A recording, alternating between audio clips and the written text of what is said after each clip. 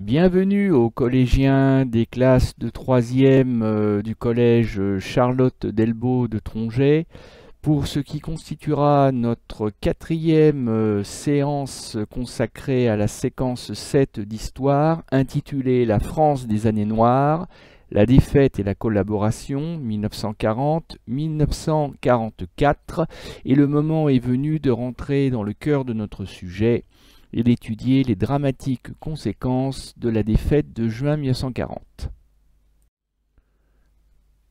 Jusque-là, nous nous sommes contentés, c'était déjà pas mal, de planter le décor spatial et le décor chronologique. On a d'abord bâti ensemble une carte du champ de bataille de la France, puis nous avons dressé les temps forts et les acteurs majeurs de la séquence. Puis nous avons fait une incursion dans le domaine de l'histoire des arts à travers l'étude d'une affiche de propagande nazie célébrant l'annexion de l'Alsace par le Grand Reich. Il est temps maintenant de nous consacrer à un premier dossier documentaire qui va mettre en lumière la France envahie et vaincue. Et nous allons, au cours de notre séance, tenter de répondre à la question suivante, notre problématique qui est posée de cette manière. Comment et pourquoi la France se retrouve-t-elle, à la surprise générale d'ailleurs, envahie puis vaincue entre le 10 mai et le 22 juin 1940 ? Tintintin. Tout d'abord, un petit rappel contextuel. La France entre en guerre le 3 septembre 1939. Alors vous allez me dire, la manchette du journal Paris Soir que vous avez sur la diaporama est datée du lundi 4 septembre. Et oui, mais justement, n'oubliez pas qu'avec la presse écrite, à l'époque, les informations qui sont imprimées noir sur blanc, en réalité, datent de la veille. Donc la France se retrouve en guerre, déclare la guerre au Troisième Reich le 3 septembre 1939. Parce que l'Allemagne a envahi la Pologne 2 jours auparavant et que la France et le Royaume-Uni avaient solennellement lancé un ultimatum à Hitler. Si Hitler ne retirait pas ses troupes de Pologne, le Royaume-Uni et la France seraient automatiquement en guerre. Et donc à partir du 3 septembre 1939, la France est en guerre contre le Troisième Reich. Alors en fait, la France n'a pas attendu le 3 septembre 1939 pour se préparer à une guerre qui était devenue de plus en plus prévisible et on peut même le dire de plus en plus inéluctable.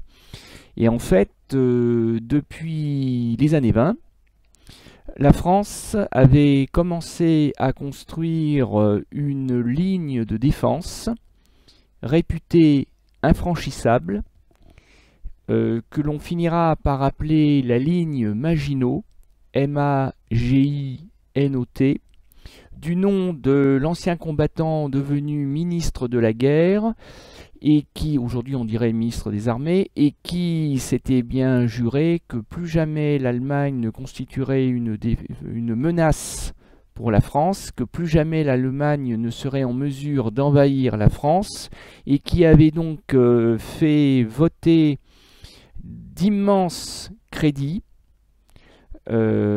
pour construire une ligne de fortification entre la frontière française et la frontière allemande, mais pas seulement d'ailleurs, le long également de la frontière belge, non pas qu'on considère les Belges comme une menace pour la France, mais parce que la France a voulu retenir la leçon de 1914. Quand l'Allemagne a commencé à envahir la France, elle a commencé d'abord par violer la neutralité belge, Donc défendre les frontières franco-belges, c'est défendre aussi la France contre la menace allemande. Et puis comme les relations entre la France et l'Italie de Mussolini sont devenues également compliquées, des segments de lignes Maginot sont également construits le long de la frontière avec l'Italie, mais comme les Alpes constituent déjà une frontière naturelle qu'on estime suffisante avec l'Italie, les travaux sont nettement moins engagés. Et du coup, quand éclate la guerre en septembre 1939, eh bien, la France part du principe que l'Allemagne sera dans l'incapacité d'envahir le pays, mais qu'elle essaiera quand même. Et on fait confiance donc à la ligne Maginot et sa fameuse devise « on ne passe pas ». On, évidemment, ce sera les Allemands. Et du coup, on entre dans ce qu'on va appeler la drôle de guerre, c'est-à-dire que de septembre 1939 à mai 1940, les Français attendent un assaut qui ne vient pas. Les Français eux-mêmes ne sont pas très portés sur l'attaque, puisque les Allemands ont aussi de leur côté construit une ligne de défense réputée infranchissable, qui est donc la sœur ennemie de la ligne Maginot, la ligne Siegfried. Et donc du coup, les Français n'attaquent pas, les Français attendent une attaque qui ne vient pas, et les troupes qui sont massées le long de la frontière avec l'Allemagne derrière la ligne Maginot s'ennuient littéralement à mourir. Et oui, c'est ça la drôle de guerre. L'état-major est obligé de commander des ballons de football en grande quantité parce qu'il faut bien occuper les hommes. On fait venir les artistes de Paris se produire dans ce qu'on appelle le théâtre aux armées parce que faut bien distraire des hommes qui s'ennuient. On va même renvoyer temporairement à l'arrière les agriculteurs pour qu'ils puissent participer aux travaux de la moisson. Bah oui, ils servent à rien puisque les Allemands n'attaquent pas. Et donc, vous voyez cette image d'un soldat qui est en train de cueillir des fleurs pour en faire un bouquet, peut-être pour sa bien-aimée, allez savoir, eh bien, rappelle cette drôle de période qu'on appelle la drôle de guerre. En fait, on se demande tout simplement si la France est en guerre, oui ou non. La France entre véritablement dans la guerre, si je puis dire, avec ce que l'on appellera la campagne ou la bataille de France. Une campagne, au sens militaire du terme, désigne une série de batailles successives sur un même théâtre d'opération, sur une même zone de front, si vous préférez. Et cette bataille de France, on peut la situer dans le temps de manière assez précise, puisqu'elle commence avec l'invasion allemande du 10 mai 1940 et s'achève avec la défaite de la France, reconnue très officiellement par l'armistice de Rotonde du 22 juin 1940. Donc cette bataille de France va durer à peu près 6 semaines, un petit mois et demi.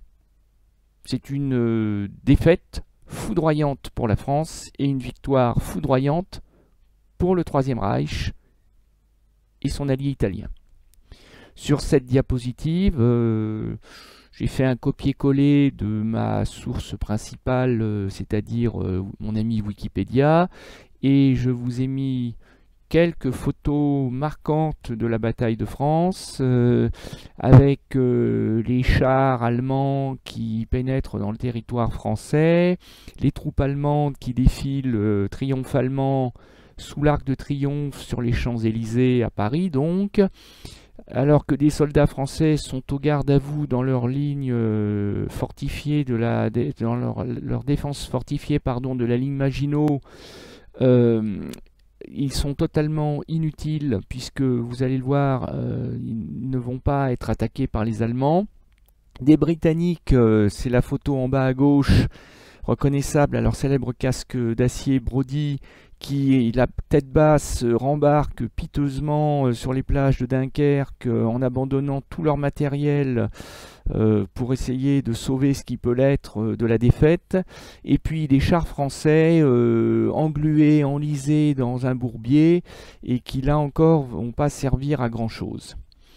Alors sur cette diapo, vous avez aussi des informations générales sur les deux camps en présence, les belligérants, c'est-à-dire les pays en guerre, et sur les forces en présence. N'hésitez pas à me mettre en pause pour profiter à fond de ces informations que je commenterai de toute manière un peu plus tard. Alors si vous ne deviez conserver de la campagne de France, de la bataille de France, qu'une seule image, au fond je pense que ça devrait être celle-ci. Le 14 juin 1940, c'est-à-dire à peine plus d'un mois après le début de l'invasion de la France par le Troisième Reich, les Allemands entrent dans Paris et défilent triomphalement sur les Champs-Élysées. Vous apercevez au fond de la photographie l'Arc de Triomphe, il n'y a pas de trucage, les Allemands sont bien dans Paris, un Paris quasi désert, vidé de ses habitants, qui pour la plupart ont littéralement foutu le camp.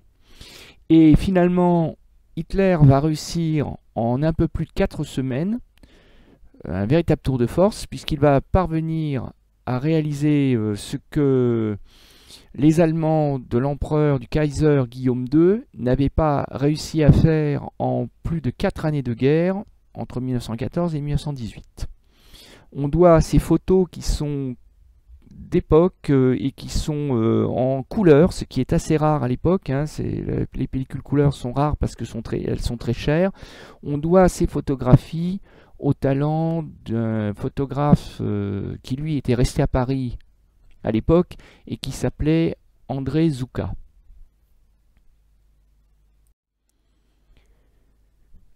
Contrairement à ce que l'on pourrait croire, parce que une guerre de 6 semaines, au fond, ça fait très court, ça fait presque, j'allais dire, presque pas sérieux. Contrairement à ce qu'on pourrait croire, ça n'a quand même pas été une partie de plaisir, un pique-nique. On s'est battu pour de vrai et les pertes ont quand même été notables. La France a perdu à peu près 60 000 hommes au combat. Les Allemands alors les sources, comme vous pouvez le voir, sont pas très précises. Les Allemands ont perdu entre 30 et 65 000 hommes à peu près. Donc c'est quand même autant de familles en deuil. Mais néanmoins, si vous vous souvenez que au cours de la seule bataille de Verdun, pour ne citer qu'elle, Français et Allemands avaient perdu de leur côté chacun à peu près 250 000 à 300 000 hommes. Effectivement, on peut constater que les pertes militaires sont relativement légères dans les deux camps.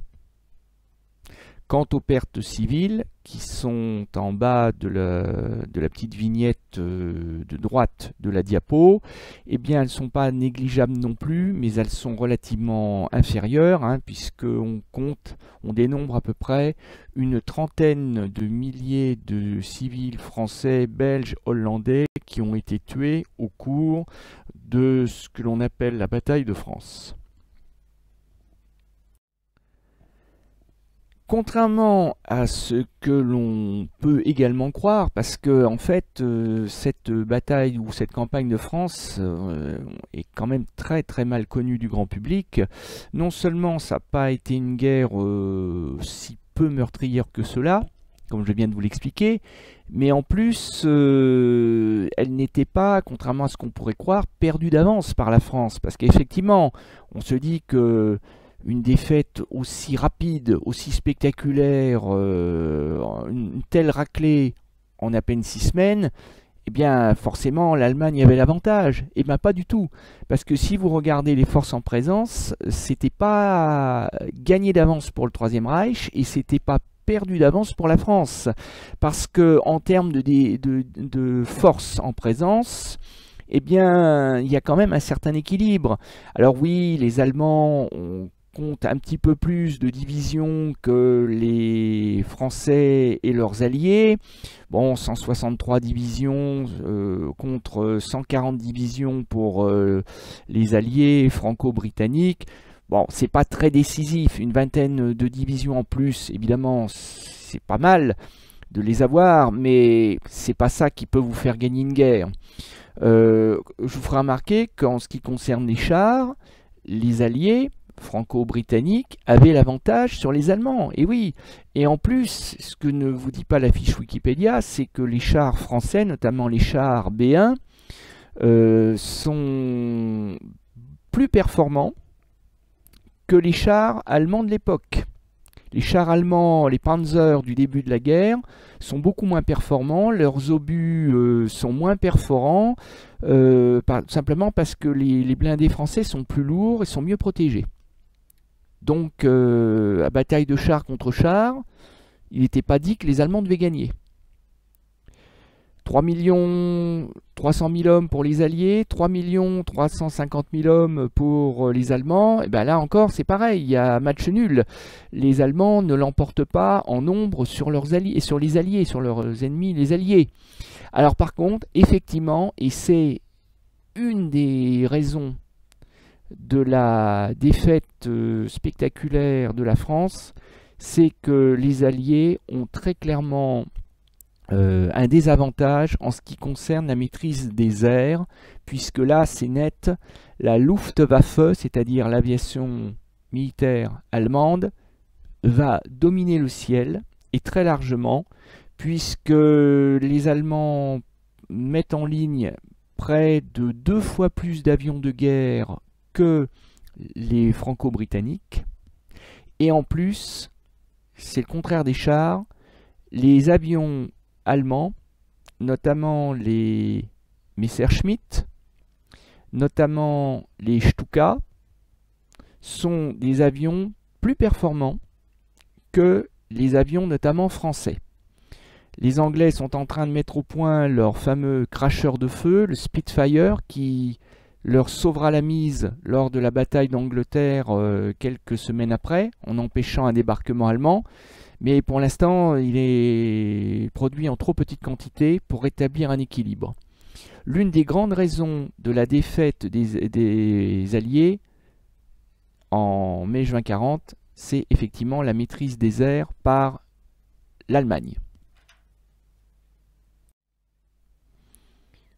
Vous avez maintenant sous les yeux la carte de l'invasion non seulement de la France, mais aussi les Pays-Bas, de la Belgique, et n'oublions pas le Luxembourg, hein, très important le Luxembourg, par les forces de l'Axe entre le 10 mai et le 22 juin 1940.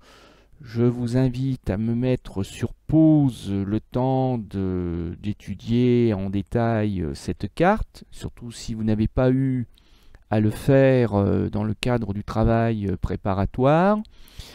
Ce qu'il faut comprendre, c'est que ce qui est en vert, selon la tonalité, vert foncé, vert moyen, vert clair, ce sont les territoires conquis par le Troisième Reich, par les forces allemandes, entre mai et juin 1940. Alors le dégradé de couleur s'explique par la chronologie. Le vert foncé, c'est les premiers jours. Le vert clair, ce sont les derniers jours de la campagne de France. Et comme vous pouvez le voir, les Allemands reprennent les vieilles recettes, c'est-à-dire celles de 1914, le fameux plan Schlieffen, hein, qui avait permis à l'Allemagne de presque gagner la guerre dans les premiers jours, les premières semaines de 1914, c'est-à-dire une attaque violente, massive, en violant la neutralité belge, c'est-à-dire en attaquant la France par le nord.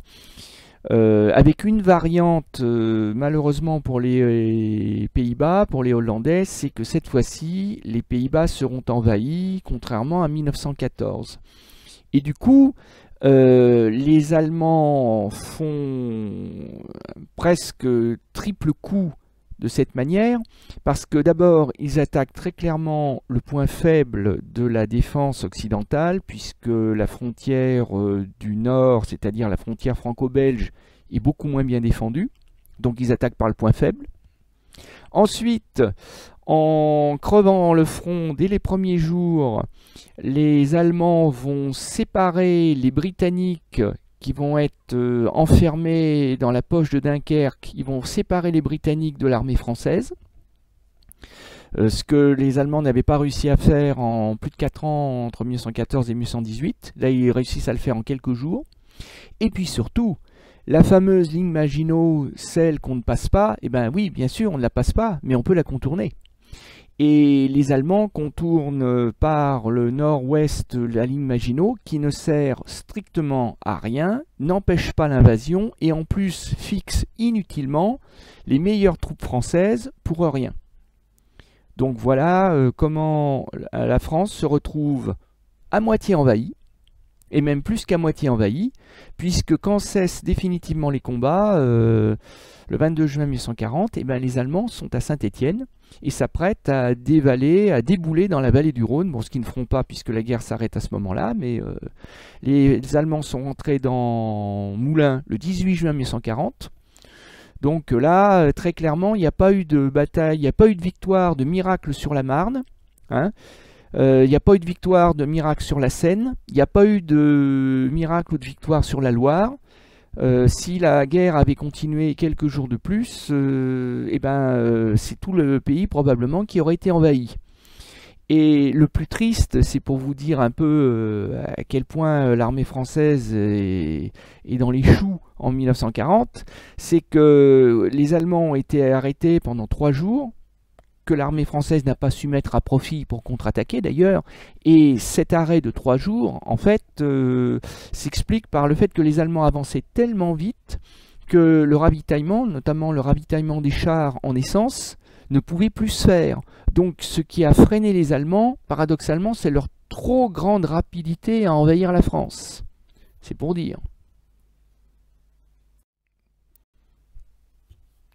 Et du coup, comme en 1914, mais pire encore qu'en 1914, eh bien, c'est la panique générale qui s'empare des populations. Les Français vont littéralement, il n'y a pas d'autre expression, foutre le camp, vont s'enfuir devant l'avancée fulgurante, foudroyante des armées allemandes. Les plus riches prennent leur voiture, mais très vite vont le regretter parce que des voitures qui sont de toute façon engluées dans des longues colonnes de réfugiés qui s'étirent sur parfois des dizaines de kilomètres, eh ben ça ne vous permet pas d'avancer de toute manière. Quand les routes sont encombrées de charrettes à bras, de voitures hippomobiles, c'est-à-dire traînées par les chevaux, ou tout simplement de gens qui fuient à pied, à bicyclette, enfin comme ils peuvent avec les moyens du bord, en emportant ce qu'ils peuvent emporter pour éviter les pillages. Et ben voilà, le portrait qui se dessine sur les routes de France et qu'on appelle l'Exode, en souvenir de l'exode biblique du peuple juif dans l'Antiquité. On estime à plus de 8 millions les Français, mais aussi les Belges, mais aussi les Hollandais gagnés par la panique et qui essaient de fuir l'avancée des Allemands. Donc pour eux, une seule direction, le sud. Toujours aller plus vers le sud, là où les Allemands ne sont pas, ou plutôt ne sont pas encore. Donc on assiste à des scènes lamentables. Finalement, les plus, comment dirais-je, les mieux lotis sont ceux qui vont prendre le train. Encore que les trains vont également être stoppés par les bombardements allemands sur les rails. Parce que les Allemands bombardent, et ils bombardent délibérément les civils pour accentuer l'effet de panique et pour gêner également les déplacements des troupes françaises et britanniques, parce que les soldats français, eux aussi, ils ont besoin des routes. Mais quand à contre-courant arrivent des millions de civils paniqués, terrorisés par les bombardements, évidemment, ça ne facilite pas les choses. Et ça contribue encore un peu plus à la défaite. Du reste, le gouvernement donne lui-même l'exemple de la panique. Comme en 1914, le gouvernement quitte Paris. Alors, je vais vous lire le texte de la diapo que vous avez sous les yeux et qui va vous éclairer sur le désordre qui règne jusqu'au sommet de l'État à l'époque de la campagne de France. À partir du 14 juin, le gouvernement et l'appareil d'État arrivent de Touraine, de moins en moins sûrs, donc la région de Tours, sur la Loire. Après la Commune, en 1870, 1871 et 1914, Bordeaux s'improvise capitale de la France pour la troisième fois de son histoire. Plus de 1100 fonctionnaires s'établissent dans la cité, où 300 bureaux sont réquisitionnés, essentiellement des hôtels d'ailleurs, hein, ou des logements vides. Les gouvernements en exil de Pologne, du Luxembourg et de Belgique trouvent refuge dans le département de la Gironde, le 33. Les ambassades et les légations étrangères, les consulats si vous préférez, font escale dans 70 châteaux vinicoles du Bordelais. Et oui, il y a les fameux châteaux dans lesquels on fait le vin autour de Bordeaux. En quelques semaines, la population bordelaise passe de 300 000 à 1 million d'habitants, c'est-à-dire qu'en fait la ville triple littéralement sa population. Donc vous imaginez un peu tous les problèmes que ça peut poser, ne serait-ce qu'en termes de logement, mais aussi de ravitaillement, hein. La ville se transforme en une cohue indescriptible. Des milliers de véhicules, de voitures à cheval, de charrettes à bras, de bicyclettes surchargées de valises, de cartons, de baluchons mal ficelés traversent l'unique pont de Bordeaux, le pont d'Aquitaine. Bon. Donc c'est une capitale provisoire en panique pour un gouvernement en panique au sein d'un pays totalement en panique car envahi. Que fait ce gouvernement français, replié depuis Tours, nouvellement installé à Bordeaux et qui se demande d'ailleurs s'il ne va pas devoir se réfugier à Marseille en attendant peut-être, pourquoi pas, de gagner Alger, de jeter, si j'ose dire, la Méditerranée entre lui et l'envahisseur allemand? Eh bien ce gouvernement, figurez-vous qu'il ne sait plus quoi faire. Je vais vous lire le texte de la diapo que vous avez sous les yeux, à présent. Le sort de la France se joue entre moins de 25 personnes. Georges Mandel, le ministre de l'Intérieur, formule simplement l'opposition. Le Conseil est divisé, autrement dit le gouvernement. Il y en a ici qui veulent se battre et d'autres qui ne le veulent pas. Ceux qui veulent résister sont faibles. Personne ne s'impose. D'Albert Lebrun, le président de la République, à l'autorité personnelle quasi nulle, De Gaulle, le futur chef de la résistance, mais qui à l'époque est sous-secrétaire d'État, autrement dit sous-ministre. Vous le voyez à l'arrière-plan de la photo, et oui, il est à l'arrière-plan, parce que protocole oblige, il n'est qu'un figurant, à sa grande colère d'ailleurs, parce que lui sait ce qu'il faudrait faire pour continuer la lutte, mais visiblement il est bien à peu près le seul, et personne ne l'écoute. De Gaulle écrira cruellement que comme chef d'État d'Albert Lebrun, il ne lui a manqué que deux choses, qu'il fût un chef et qu'il y eût un État. Quant au gouvernement d'union nationale de Paul Reynaud, que vous avez au centre de la photographie, englué dans les querelles politiques, oui, parce qu'ils ne sont pas tous des mêmes partis, donc forcément... et puis il y a aussi ceux qui ont de l'ambition pour eux, pour leurs amis, qui voudraient voir un tel à la place de tel autre au ministère. Donc tout ça, ça n'aide pas à former cet esprit d'union sacrée, celui qui avait existé en 1914. Eh bien, il est affaibli par un courant pacifiste puissant. C'est-à-dire qu'en France, comme d'ailleurs au Royaume-Uni, vous avez des ministres qui pensent que la guerre était une erreur, encore plus si on doit la perdre, qu'il aurait fallu la paix à tout prix, comme lors de la conférence de Munich de 1938, qu'au fond les Polonais, pourquoi se faire tuer pour les Polonais au fond, et que au fond le vrai ennemi c'était pas Hitler, bien sûr que non, c'était Staline. Faire la guerre à l'Allemagne, c'est du gâchis. Au contraire, on aurait besoin d'Hitler pour faire la guerre aux Rouges plus tard. Et puis, selon les propres termes de Georges Mandel, il y a l'autre camp, celui qui ne veut pas se battre, celui qui ne veut plus ou qui ne veut pas. En face, on trouve Pétain, 84 ans, gloire de la Grande Guerre, oui, le vainqueur de Verdun. Ambassadeur chez Franco, vous savez, celui qui a détruit le Frente Popular entre 1936 et 1939 en Espagne, l'ami d'Hitler et de Mussolini, chez qui il a mûri son projet personnel, c'est-à-dire que Pétain, qui a 84 ans, pourrait être à la retraite, mais lui, il considère qu'il a encore un rôle à jouer et il attend son heure, et il sent que son heure est venue, d'autant qu'il est vice-président du Conseil dès le 19 mai, c'est-à-dire qu'il est sous-premier ministre d'une certaine manière, et il se tient à l'écart. Vous voyez, sur la photographie, on le voit à droite de la photographie, en attendant que le gouvernement Reynaud tombe. Il sait que ça arrivera vite.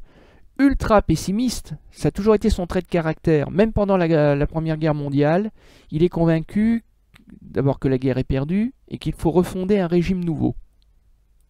Et il n'est pas le seul, parce que son bras droit, le général Weygand en uniforme sur la photo à gauche, le généralissime en chef des forces françaises en déroute, à peine plus jeune que Pétain, puisqu'il a 73 ans, ministre de la guerre, il exècre la République, il la hait, ce catholique intégriste, proche de l'extrême droite, et en particulier de l'Action française, pense que l'armée sera la colonne véritable de la nation pour reconstruire sur les ruines du régime maudit qui a renié Dieu. Weygand entraîne dans son sillage plusieurs ministres. Et il ne faut pas oublier quelqu'un qui joue son propre jeu personnel, qui fait un peu bande à part, Pierre Laval, en dehors du gouvernement, qui a la certitude d'être le seul à voir clair.